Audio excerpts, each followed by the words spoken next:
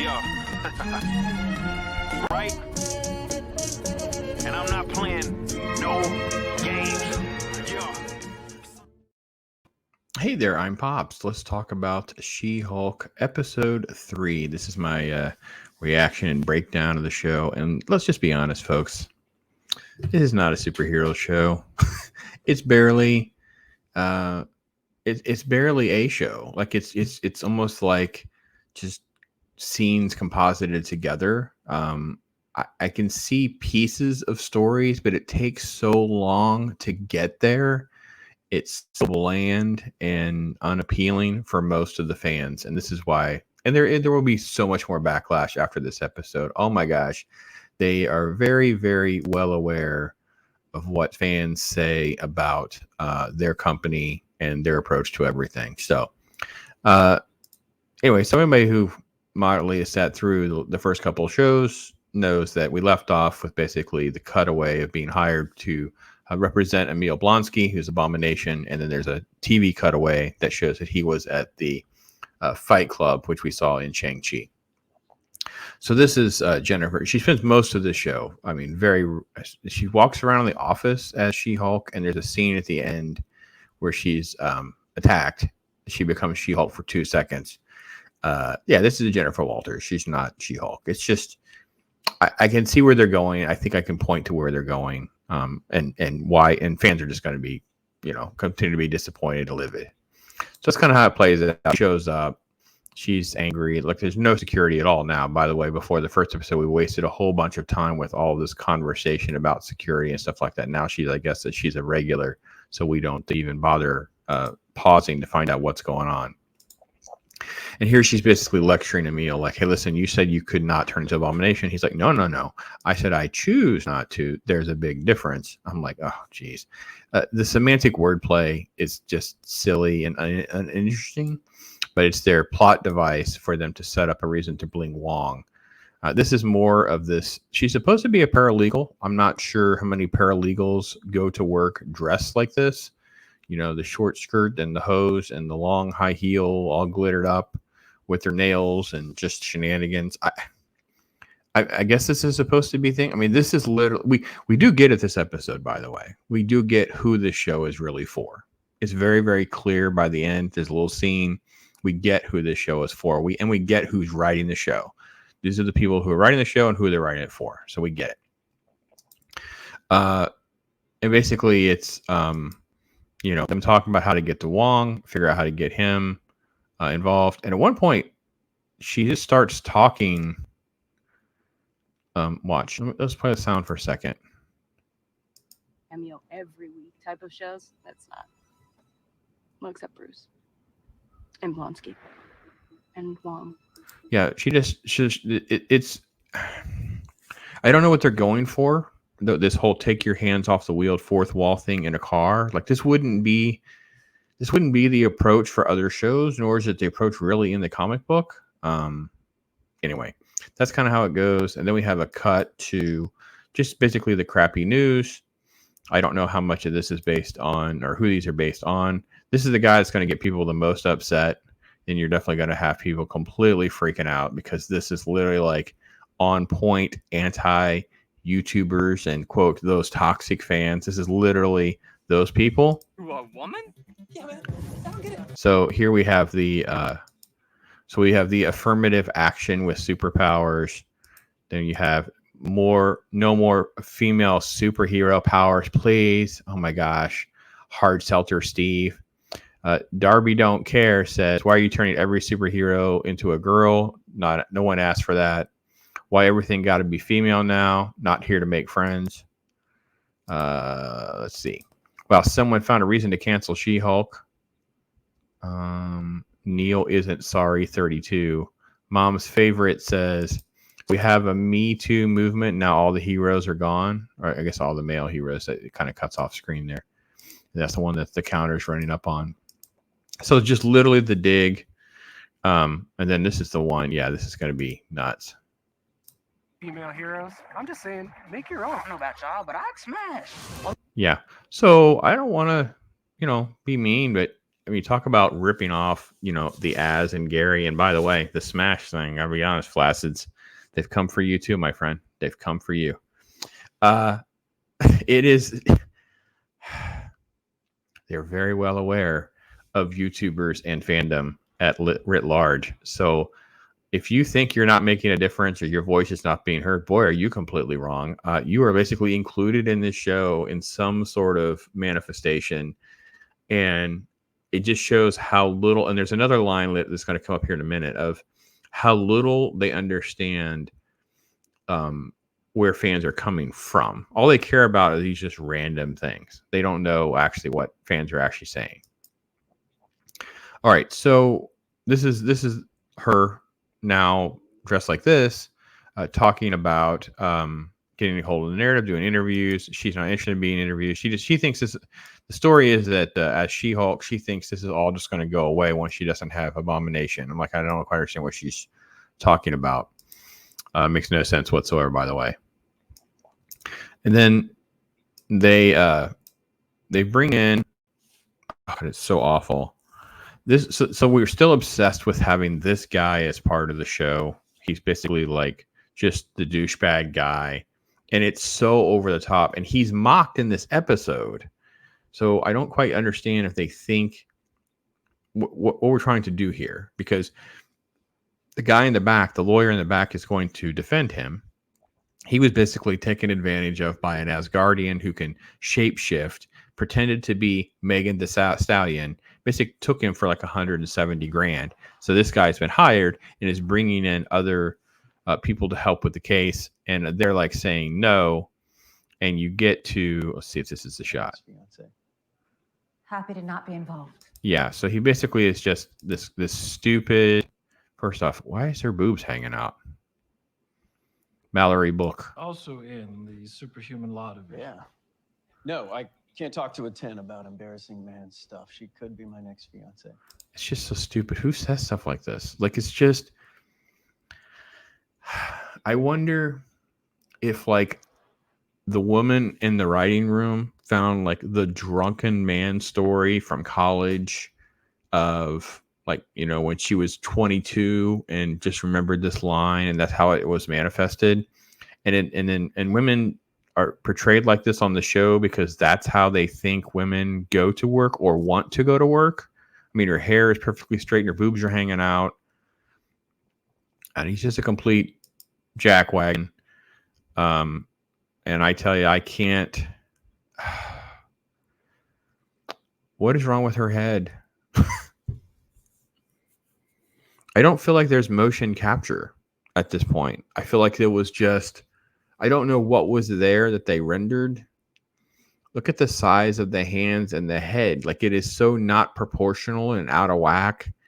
The show has moments that it's not horrible, but shots like this, good gracious, man. You're freaking owned by Disney. Oh my God. It's crazy. So anyway, Jen just uses some basic reasoning and humiliates him. So it's supposed to be a woman power thing, but actually it just shows that she's smart. I don't really have a problem with any of that. And it's all about like, I'm not being participating. And then they finally get Wong. Wong just shows up and they're like, I want to talk to Wong. And he's basically admitting that he took him. And Wong is great, by the way. Wong is probably the best part. And I will admit there's not that stupid line in the teaser trailer about, law, like Book of Ashante. Like, no, the Book of the Law. Like, that was such a stupid line. So I love the misdirection, at least with some of the teaser material. And here it's more like Wong wants to use magic. Like, where are you wanting to send him? And okay. Memories, not again. That's not what I was thinking. That's highly unethical. Yeah, it's also very messy. This was his delivery about wiping people's minds. Quote, not again, which I think was actually great, by the way. Now, all of this looks fine. She looks good in this scene. So it's like they can get things right and that are tolerable. Anyway, so long story short, Wong shows up. He's going to be part of her defense. And this is the whole, there's so much time spent on this other case that no one should be caring about. So 7 minutes. So we end up with another minute or two, 2 minutes, 3 minutes. It just keeps going to this nonsense.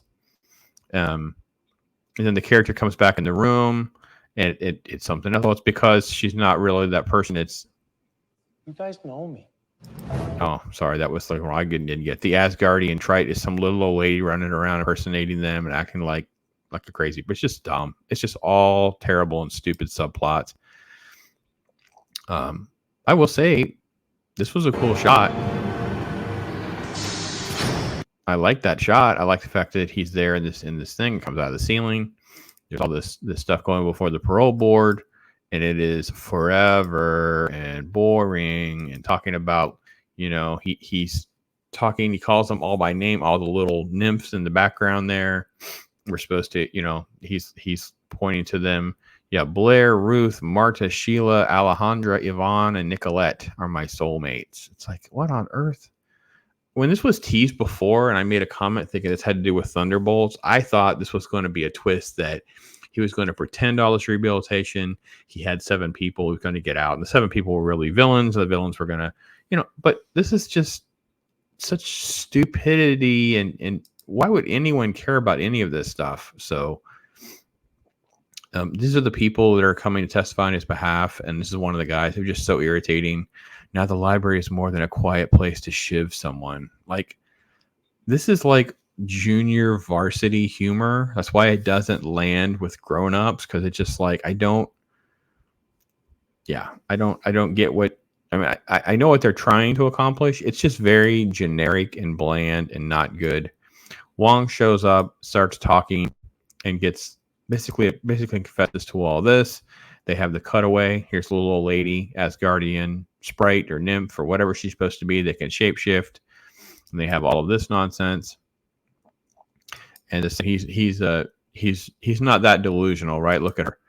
Then you cut back to Wong giving his testimony, and he's doing a fair enough job. They're all convinced, and she's like, "Listen, he's had his problems, but he wants to turn it into a bomb." And then basically, against her advice, he explains, "I'm going to transform," and he just transforms into Abomination, and everyone's just running around. They all start freaking out. Now, he has control. I hate the Abomination changing back and forth as much as anything. Like, that is just about as bad. It's not as bad as her origin change. Like, they make these changes and because they don't understand the greater context of why it was important, right?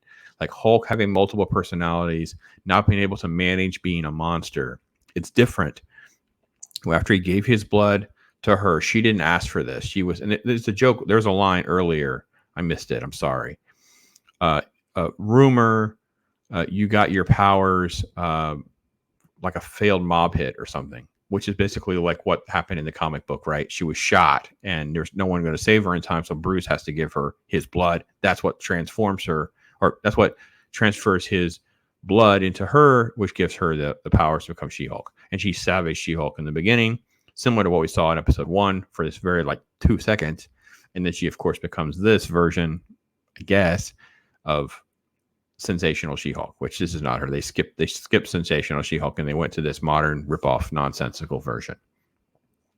But Abomination is not supposed to be able to go back and forth. And by the way, I still don't understand why his drawers transformed to his size, by the way. It's just dumb how they handle everything.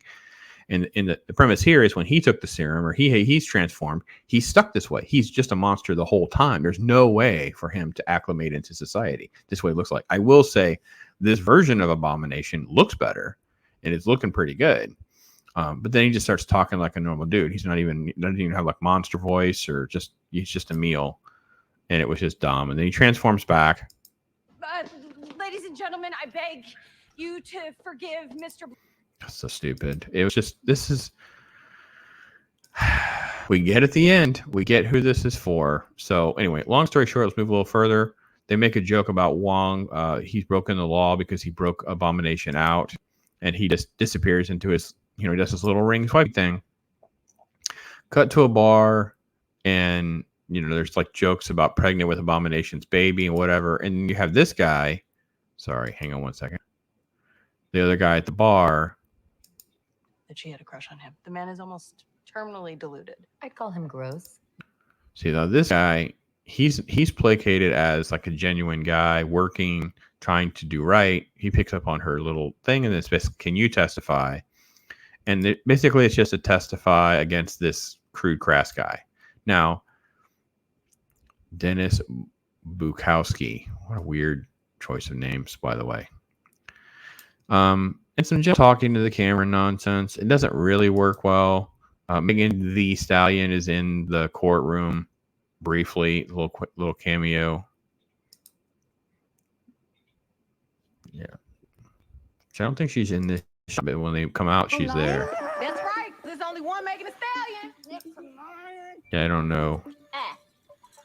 Hey. I don't understand. We fast forward. There's hardly any press now, which is about right. And there's a comment when she's walking out about, is it true you were rejected by the Avengers? Oh, wait, maybe that's the scene at the end. Anyway, long story short, they tell him he's prohibited to turn into Abomination and he has to wear an inhibitor. I didn't know there was an inhibitor because Bruce had said his was a prototype, but reality is that. So she's walking out and says a comment like, is it true you were rejected by the Avengers? And there's a cutaway to another reporter basically saying, rumor, She-Hulk was rejected by Avengers. That's about how the press works. I actually like that part too. This interview is fine because I like the fact that it was her being awkward. This sort of like snarky press guy talking about stuff. She's correcting him because he's just terrible at his job. And then it's like, when we come back, she'll be talking about her diet and exercise. And it's like, what? So this is the only scene where you actually get She-Hulk being She-Hulk. Jennifer is attacked in like an alley, and then just turns into this. Robin as Guardian construction worker? Yes, they did. Yes, they did. That's how they got these weapons, and they were there. She kind of manhandles them briefly, and they cut back, and they're in the van, and this syringe is bent because she's turned into She-Hulk, and they couldn't do it. So obviously they're trying to steal her blood. So they're obviously setting up, again, Thunderbolts is coming into play in some way, shape, or form. Her blood will probably be stolen or something will happen with her blood, and that will lead to a Red Hulk type of situation and General Ross and that kind of thing. So that's kind of how it ends. And then there's the shot with her looking at herself and things. So I do think there is sort of like the efforts. They're trying to change her character from the beginning to the end. But the credit scene is where the money is. Because they cut to the credits. The credits never have anything of any major significance, really. But in this one, I think it does.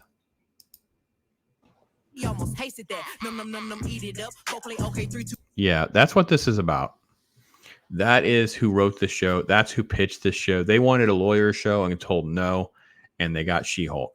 And it's Megan, it's white, New York City, Megan Thee Stallion fans making She-Hulk for Megan Thee Stallion fans. That's what we get. That's what's happening here. This is not complicated. This isn't anything more than that. They could care less about some source material. They haven't read source material. They haven't watched source material. They could care less about all that.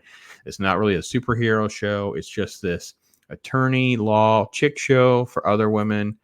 And it's a very narrow version of even that, because it's not women writ large. They don't care about mass audiences. They don't care about money and ratings, because it's all about streaming. It's all about content that you consume, and you get pieces of things. The show is not as bad as a lot of the, quote, toxic fans have to say, because it's more of just generic, nonsensical New York woman man bashing and superhero stuff. Excuse me. Sorry. What am I supposed to say? I feel like I'm reliving the Miss Marvel experience, where it's just, I feel like I'm in a world where no one wants to just say it's just generic stuff. When I say it's not for me, I hate using that phrase because they use that phrase. But what I mean by that is I'm not some New York woman with these sensibilities and they think these jokes are funny. It's not for me. I don't know. My wife is not got those sensibilities. I don't even know if she knows who Megan Thee Stallion is, let alone care and learn how to twerk in her office and dress with those high heels and their boobs hanging out. Like this, the audience that you're shooting for just keeps getting smaller and smaller and smaller when you look at it that way. It's the exact same problem with Miss Marvel. The positive elements of that show, the family elements of that show, were cast aside. If you were a fan of the character, you were whatever, and then you have, you change the origins. It's about Pakistani family and brown girl jokes. And it's like the target audience becomes so narrow. It's like, well, this is why you have a backlash. It's like everyone's sitting there like, what are we looking at here? She-Hulk is the exact same thing. Who is this for? And I really don't know. It's not a superhero show. That's for freaking sure. Because that scene at the end, the attack scene, could have easily have just been a woman who had been training in martial arts and whatever. And for some reason, they weren't able to get the blood or whatever. Like it literally has nothing to do with being She-Hulk or hulking and superhero stuff and whatever. It's only superficially got that name and brand on it. So that's my take on it. Tons of people are going to disagree with me and just rail on the show, especially the YouTubing digs. And some of that is going to just be like fire of gasoline today and over the next few days. So expect that. Anyway, that's my take. You can put your comments in. Tell me what you think. I'm Pops. Thank you so much for being here. I'm Ross. All I do is chill.